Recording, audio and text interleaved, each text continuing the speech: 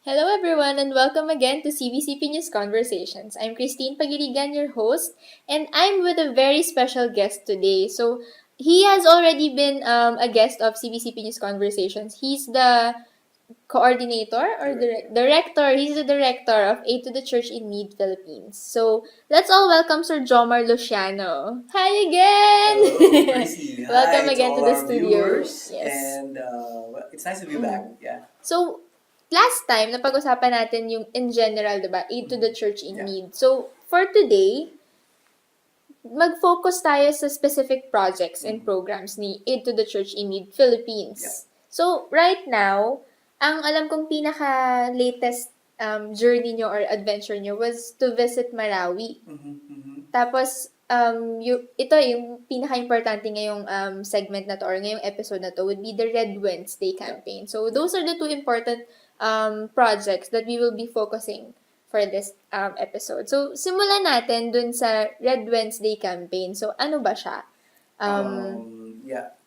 By the way, first, thank you sa CBCP Media for promoting it Yes, and yes. for helping us magkaroon ng following, especially dito sa mga mangyayaring mga activities ng ACN. Red Wednesday is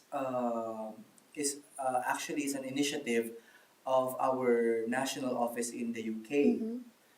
As I have mentioned during our last conversation, we have 24 national offices. ACN International maintains 24 national offices, one of which is in UK. Yes. It's one of our earliest pala, na Offices of yeah. ACN, yes. And they had this very beautiful activity last year. They called it Red Wednesday. Actually, I was asking the director of the UK office, why Red Wednesday? Why Wednesday? Why red? Yeah. Well, of course, naturally, red is the color of martyrdom. So, and it's related to persecution, Yes. to the bloodshedding of our martyrs. But I asked him, why Wednesday? What's the significance of Wednesday? And it was a very funny answer because he told me, I don't know. We just found this date and it was a Wednesday. Yes. So we call it the Red Wednesday. Wednesday. And from then on, it was known as the Red Wednesday. Maganda nga yung tunog ng red at Wednesday Yes. No? Nag-fit siya actually. So, merong basbas ng Holy Spirit yan. Exactly. So, the Red Wednesday campaign, as we've talked about kasi dun sa previous episode. So, guys, please watch the previous episode of CBCP's Conversations with Sir Jomar din sa Aid to the Church in Need. Napag-usapan kasi natin dun yung sa persecution of the religion of the Catholic, yung freedom natin to express ourselves. Tapos, right now, nakikita natin kung gaano nakadami yung issues. So, it's one of the reasons kung bakit nagkaroon ng gantong campaign, right? Exactly. And yung maganda kasi dito, it's worldwide. Yeah. So, it has been ongoing for just a year. So, last year yung una. Tapos, for the second time, this 2017, na-invite ang Philippines. Yeah. So, Actually, paano ba yung mechanics nito? ano kasi siya, when it was first launched in the UK, it was a big success. Success meaning na-measure yung success niya because of, number one, the participation of the people, not only the Catholics. You know, everybody knows that England is what do you call this? The Church of England. They're not Catholics, but they're Christians. Yes. Majority doon ay member ng Church of England, and the Catholic Church is not so much, no? Hindi ganun kalaking majority. But then again, a lot of people got interested with the campaign. Yes. Because Very catchy nga naman kasi exactly, talaga and siya. it focused on the persecution of Christians. No? It's not only the persecution of Catholics, it's the persecution of Christians. In general. And we belong to the Christian religion, Yes. and we have brothers and sisters who are not Catholics but professes themselves as they profess themselves as Christians. And natuwa ang head office because of the success of it. No? They lighted the Westminster Palace, the Parliament. No? They lighted it in red and other famous buildings in the UK as a sign of solidarity. Sa lahat na na-persecute na Exactly. Christians. So it's a very beautiful experience, and the head office during our last meeting challenged the other national sections to do the same. Parang let's copy what the UK office yes. did, and being one of the newest office in Aid to the ACN, Church. So naturally, I was looking for ideas, no? Yes, of And this course. one is offered. So I said, okay, let's Let's do do this in the this. Philippines. So when I came back home from our conference in Germany, I immediately asked the board of ACN to organize. Let us allow us to organize this campaign, and yeah, of course they allowed it. Yes, And they so agreed. on November 22, we shall be having our first Red Red Wednesday. Wednesday. Okay. Actually, I went to the CBCP, to the Permanent Council of the CBCP. I approached Archbishop Villegas and asked him if we can ask the Permanent Council to approve this, or the CBCP to approve this. So I made a letter to the Permanent Council, and it was approved by the CBCP. Okay. Last January pa, nung kanilang So, meron pa January ng plenary. ongoing invitation since January. Yes, nung January plenary ng CBCP, it was approved that November, there will be two activities or two occasions in November that will that's going to benefit the persecuted Christians, no, the awareness for persecuted Christians. Number one is the CBCP declared November 6 as the National Day of Prayer for Persecuted Christians.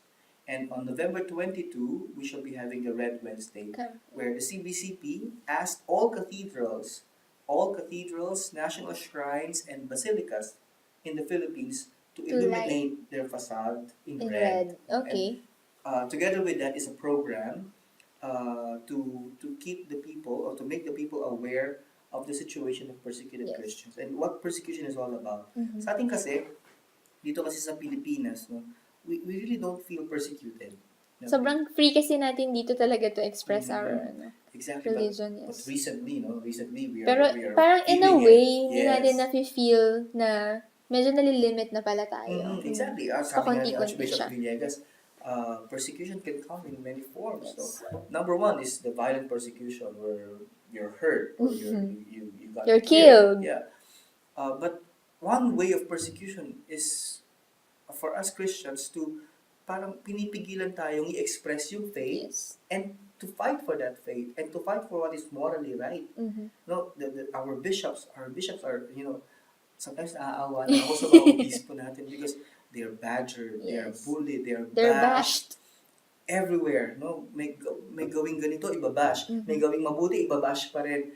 Kahit So, anong gawin, mali. exactly. So Yes. parang It's a form of persecution na for of course, for us. 100%. Yes. This is persecution. This is persecution. This is parang pinipigilan tayong gawin o sabihin yung tama because this is not convenient for the Yes. other person. For the other institution. For the other involved persons. So, hindi to convenient eh. Against to sa paniniwala ko. But what if this is morally right? This is right. So we will fight for it because this is what our religion says. Ito yung dinidemand ng religion natin. Being a Christian means that you have to do what is morally right. Yes. No? This is the gospel of Christ. No? So parang, because of that, dahil hindi convenient para sa iba, hindi matanggap ng iba, so ibabash tayo. Pipigilan tayo. And maraming sumusunod sa lead nila. Exactly. That's the sad part about it. Even the Catholic and other Christians here in the Philippines, hindi nila napapansin. Slowly, nakikibash na rin sila just by supporting those kinds of announcements or those kinds of yung panghuhusga. So, simpleng statements about the Catholic Church that basically parang dina-downgrade tayo.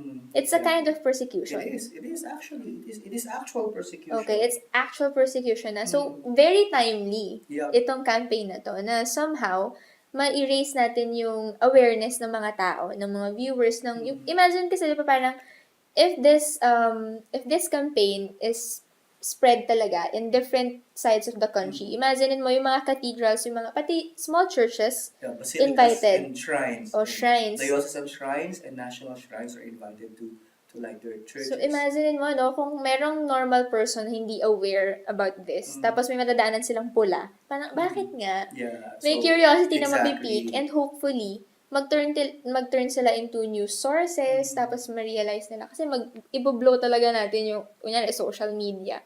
Bu-blow up natin siya with information about it. Since November nga naman, swak na swak.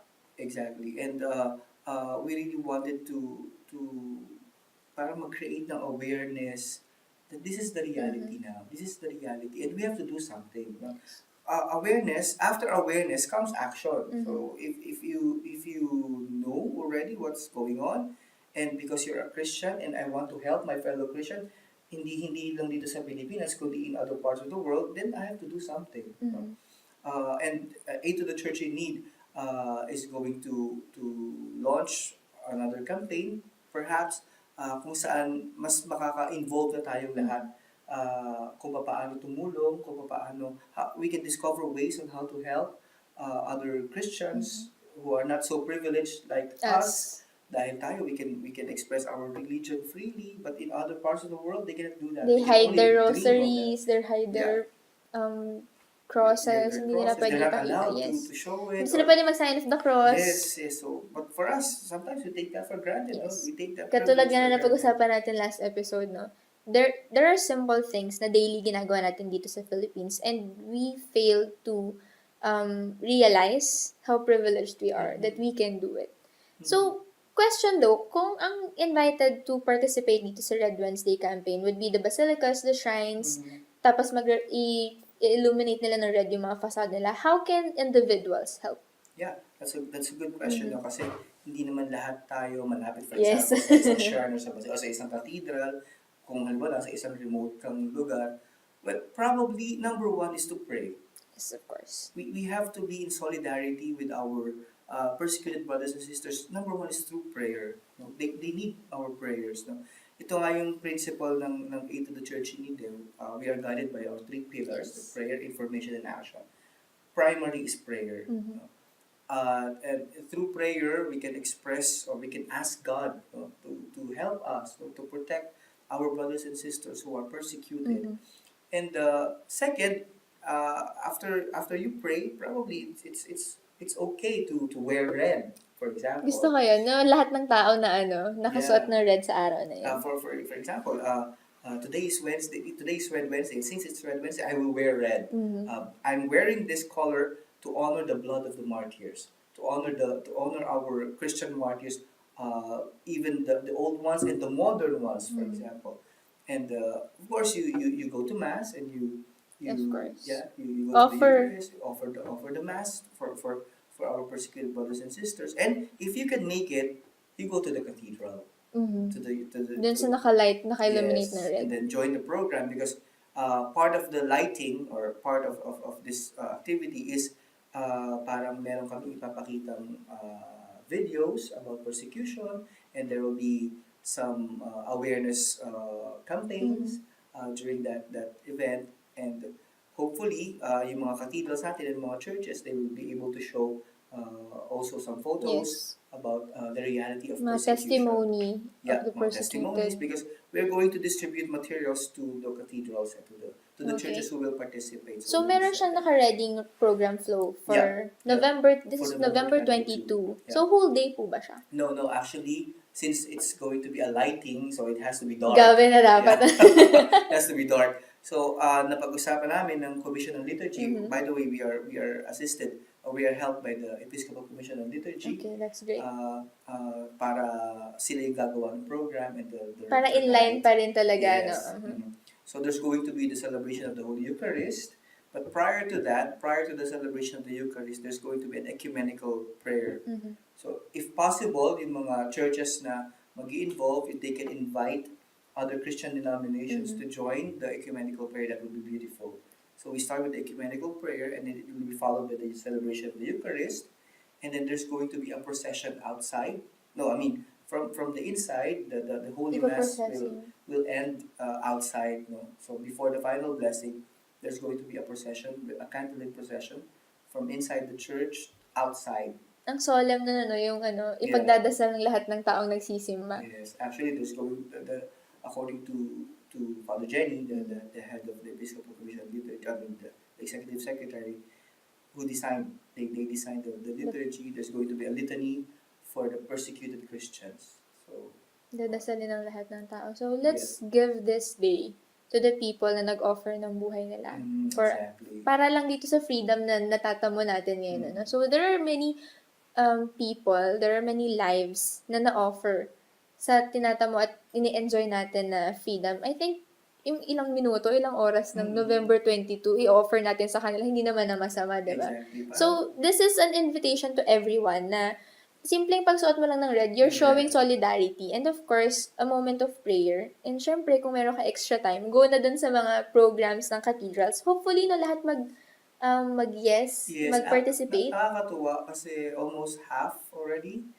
Said yes. They gave us the confirmation. Yeah, almost half. I think nasa mga 40 plus ng That's churches. great. So, makakapag-post naman tayo sa social media ng Yes, kung yes. ano man yung available places, Yeah. locations na pwede nila We puntahan. will post it kung ano yung mga churches na nag-commit. So, paano naman kung kunyari organizations? Kasi maganda rin yan, ano? There are so many youth orgs or young professional organizations and groups na madami naman talagang following. So, pwede rin naman silang itap. Yes. Sino yung kakausapin nila if they want to participate in this Yeah, they activity? can contact the office. Okay. They can contact the office and you can connect with us through our Facebook page. Medyo marami-rami To na the kaming church. marami-rami na kaming followers and likers ngayon. So you can find us on Facebook. That's A to the Church in Need Philippines. Okay. Actually, maganda rin, Tracy, sana eh. For example, on November 22 that you're wearing red together with your friends, you post something on Facebook. Oh, gusto ko yun. Mag-share ka man Mag-share ka ng lang. Facebook, tas hashtag RedWednesday, Yes. or that's our official hashtag, by the way, hashtag RedWednesday. So the world will see. Let's make it trend. Sorry, let's Exactly. make it trend. Exactly. So you wear red or you hold something red and then you post it on Facebook and then hashtag Red RedWednesday. And this automatically means you are supporting or you are in solidarity with our persecuted Nakaka-excite brothers and siya in sisters. Yeah. Na-excite ako. Many pictures, many entries. By the way, our main, we will highlight, of course, the Manila Cathedral for this event. So we actually thank Cardinal Tagle and Father Reggie Manikdem, the director of the cathedral, for opening the Manila Cathedral for us. Yes. And so yung mga taga Manila na gustong jumoin, you can It's go to very, the shrines actually. You're very welcome to Yeah. go there. There are already shrines who said yes. But the Manila Cathedral, of course, is the main church. It's a primary church of the Philippines. So, sana maka-join kayo sa Manila Cathedral din. Okay. So, basically, nakikita ko, dalawang bagay ang importanteng may contribute nito sa life natin as Filipinos. First off is being aware and being informed. And then secondly, we can show the solidarity of the Filipino people in this activity na parang, especially now that the nation needs healing, especially now na ang nakikita natin sa Facebook, nakikita natin sa kalsada, is the division, yung different stands ng mga tao. I think dito, magkakasundo tayo na may pagdasal naman natin yung mga taong malaki yung na-contribute sa buhay natin. No? So, since nandito na rin tayo sa usapan of martyrdoms and persecutions, kamusta naman yung naging program or project nyo sa Marawi? Yeah. You were there a few weeks ago, right? Yeah, a few weeks ago we went to Iligan. Because when this incident, when the war in Marawi started last May, we immediately asked the head office if we should help. And of course, we wanted first to focus on the situation of the refugees, of the evacuees. Kasi ang dami talagang nangangailangan ng tulong. Yes, at ang daming umalis from Marawi. Actually, literally walang natira sa Marawi. From the city proper. So they went to Iligan and other neighboring provinces. But most are in Iligan City. So very crowded doon ngayon. Yeah, and there are several evacuation centers we visited, but we focused on the home-based IDPs actually. Last month, a few weeks ago, we went there and helped distribute the emergency aid for 1,500 families. Na nakikitira ngayon kasi wala silang ibang pupuntahan. Yeah. They were not housed in evacuation centers, but instead they live in relatives' house. But of course, they needed something, no? Kasi wala silang nadala kahit ano from Marawi. I managed to ask one young boy, 8 years old, at sinabi niya na ang tangi lang nilang nadala is yung damit nila.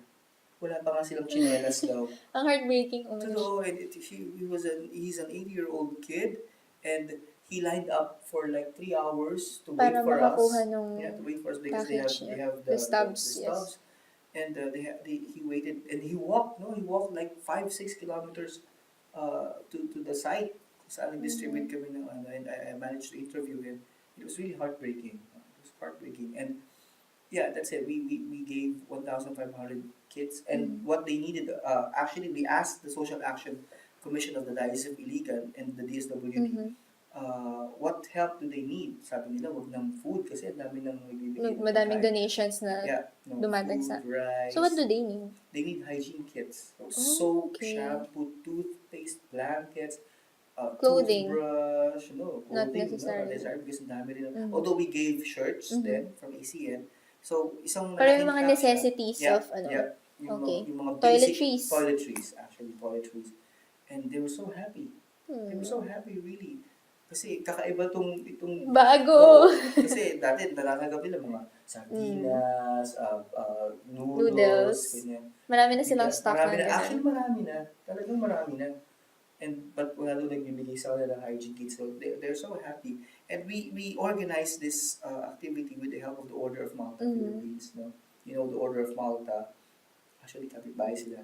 Kaya sila sa kabila. And they're really experienced, Outreach like this. Yeah, exactly. Sa mga humanitarian aid. And they helped us a lot. This is our first time actually for our office to do it. And the Order of Malta was a big help. And the Diocese of Iligan. And then after our... Solidarity. How about the local government? Yeah, the DSWD helped us. Okay. Yeah. And after that, we went to Bishop de la Peña. How is he? The next day, we visited him in his new cathedral. Okay. Recently, he dedicated it, the cathedral. He told me that this is our cathedral now. It's a very small parish church in the outskirts of Iligan, near Marawi, na parang nasa 4 or 6 kilometers away from Marawi. But we were not allowed to go further kasi of security reasons. So we went to Bishop de la Peña, and we saw firsthand his situation. How is he? He's doing fine, no? I can say that he's okay because Struggling talaga, he's no? still struggling because his flock was dispersed, definitely, and his vicar general is still Missing. is missing. He's being held hostage until now. And I asked him if he has news about Father Chito. No, wala pa rin. That breaks his heart, really. And Mabigat yung cross talaga dinadala niya ngayon. yeah, exactly. Yes. And he needs all the help that we can give. And now that I'm very happy because when we were there, he told me about his plan about Duyog Marawi, which is yung parang this is their effort now to start rebuilding. Marawi. Yeah. Not necessarily the cathedral, but the community first. Yes, of course. He wanted to focus first on the community that was dispersed. So basically, healing dapat yung magsimula. Traumatic yung naramdaman nila. So not just spiritually, emotionally, physically. Mahaba pa yung prosesong kailangan nilang pagdaanan. And these people, yung narinig natin yung mga heartbreaking stories of the 8-year-old boy, yung held captive na mga tao, the bishop himself, these are persecuted. Yeah, definitely. These are the persecuted people. And sa Red Wednesday, ipagdadasal natin silang lahat. And I think every now and then, parang in simple ways, tayo rin nakaramdam na tayo ng persecution eh. Yeah, of course. Imposibleng hindi pa eh. It's different beliefs natin sa variety of the notions here in the world. So, one way or another, na-persecute na tayo. So, we see how important it is to set aside all those differences and to just pray and be unified in this campaign. And one more thing, it's a good thing that you said that, Tracy, because at one point in our lives, we also became persecutors. Oh. We have to admit that. Yes, hindi mo mapapansin, Yes. Hindi mo napapansin, yes. Hindi naman tayo magmamalinis, but definitely at one point in our lives, we persecuted also other people. Yes. Hindi man natin ka-religion, hindi man natin naniniwala sa same faith with us, but definitely we did that. And we have to be sorry for that. And the Red Wednesday campaign is our chance to say sorry to the persecuted Christians, those who have been persecuted, and to be in solidarity with them, to pray for them. And at the end of the day, wala namang magtutulungan kundi tayo, brothers and sisters. This is our baptismal obligation to help our brothers and sisters in the faith. So sana the Red Wednesday campaign would become really a start, for ang ganda niyang jump start, na once you pag umamin ka na, pag natanggap mo na, nandiyan yung acceptance and yung process of changing for the better. And pag nandun na tayo sa reality, pag na-accept na ulit natin na aware na tayo dun sa reality of these persecuted people and we pray for them. Yeah. This is gonna be the start of a more unified nation. Yeah, exactly. And ang masaya pa doon, hindi lang tayo hindi lang Philippines ang magpa-participate dito sa Red Wednesday campaign. Actually, marami pang Other countries. Yeah, there are other countries where ACN is present, and a few weeks from now we will be having a conference, and I would know more kung ilang mga bansa na yung makakasama natin dito sa and I would like to moment mention na to. pala, Chrissy, that we also invited the 6 universities here in Manila Okay. to organize their own Wellness Day. Imagine mo lahat ng estudyante nakapula sa araw na yun. Yes, That's and very I'm very happy because life just changing. 2 days ago I got it was yesterday when I got the email from UST. Of course, the University of Pontifical Santo and the Tomas. Royal University The of Santo Catholic Tomas. University here in the Yes. Philippines. And they said yes, they are going to organize their own Red Wednesday on November 22. So we're looking forward to the UST students. And I hope the other universities will follow suit. Yes, of course. Yeah. Imagine mo mapupuno yung university belt, no? Ng mga Naka-red. estudyanteng naka-red. Tapos mapapatanong talaga yung mga tao, ano nangyayari? Hindi naman Valentine's Day ngayon. Birthday ba ng lahat ng tao? Birthday na lahat ng Mapapatanong pa tao. ng gano'n, happy birthday sa lahat ng tao. This is a rebirth. Yeah, exactly. Gusto ko yun. It's This is a rebirth. So, A bagay ang renewal. red. Bagay ang red. So, Red Wednesday, guys, very exciting and this is gonna be a historical event. Especially pag sobrang dami ang nag-participate. So, we're really looking forward to the participation of everyone. So, I hope, hindi lang tayo basta physical mag-participate kasi mas madaling actually mag-participate online eh. So, marami sa atin na OFWs. Yeah. You can post. Magsuot lang kayo ng Wear red, di ba? and Pag nasa bahay hashtag kayo. Red Wednesday. Just use the hashtag Red Wednesday. Tapos, it's gonna be again on November 22. Tapos, you can visit the nearest cathedral, the nearest shrine, or kung gusto mo, sa Manila Cathedral para doon ka sa pinakabongga. Wala namang problema. And we're inviting everyone to wear red. So, those are specifically the parang points para masabi natin na we are part of history. Yeah, and don't forget to post everything in social media para mas malaki yung maging Reach awareness. natin. Imagine if this trends talaga, no? So, ako, sobrang excited ako at makikita nyo nakapula. Tingnan natin yung mga fashion statements ng mga red shirts and red dresses natin sa November 22, no? So, personally, as one of the punong abala of Red Wednesday campaign here in the Philippines, do invite our viewers to participate. You have the minute, you have the floor to talk to them. So, to all our viewers, to all our Christian friends, sana po ay you will be able to join us in our campaign on November 22. It's 2 months from now. So, we have ample time to prepare. So, sana po you will be able to join us in this very noble campaign to create awareness about the situation of our persecuted brothers and sisters. No? Contrary to popular belief, Christians are the most persecuted. Christianity is the most persecuted religion. We have been persecuted since the beginning of the church, and until now we are still being persecuted. So I think this is one of the best ways to express our solidarity with our persecuted brothers and sisters worldwide by participating on the Red Wednesday campaign on November 22. So I'm inviting everybody to visit your nearest cathedral or your nearest shrine or basilica, especially those who will be who confirm their participation in this campaign. So just go there, wear red, and offer prayers for our persecuted brothers and sisters. And after the Red Wednesday campaign, probably you can ask yourself, what can I do? What can I do to support our persecuted brothers and sisters? And that's where Aid to the Church in Need can help you discover ways on how to help our persecuted brothers and sisters. Just visit our Facebook page. Our Facebook page is Aid to the Church in Need Philippines, and you can send us email. There's the information there, and you can connect with us in many different ways, through Twitter, through Instagram, and Facebook. So I hope you guys would really join us in this endeavor. So we are very excited for November 22, and we will see you in the nearest church. Mhm. Yeah. Thank you so much, Jomar. So again, guys, we will be flooding the social media or the online sphere with information about Red Wednesday. You just have to search hashtag Red Yep, Wednesday. hashtag And if Red you have Wednesday. questions or concerns or suggestions, you can post it and just use our official hashtag. So pag nag-search kami, pag nag-crowdsource kami, baka meron kami makuhang ideas Yeah, sa inyo. definitely. Comments, messages, emails, it's very welcome. So go ahead and just speak your mind out. And we are really looking forward to celebrating this rebirth with you. Again, sama-sama tayong mahalin, sama-sama tayong tumanggap, sama-sama nating alamin kung ano yung talagang reality Yeah.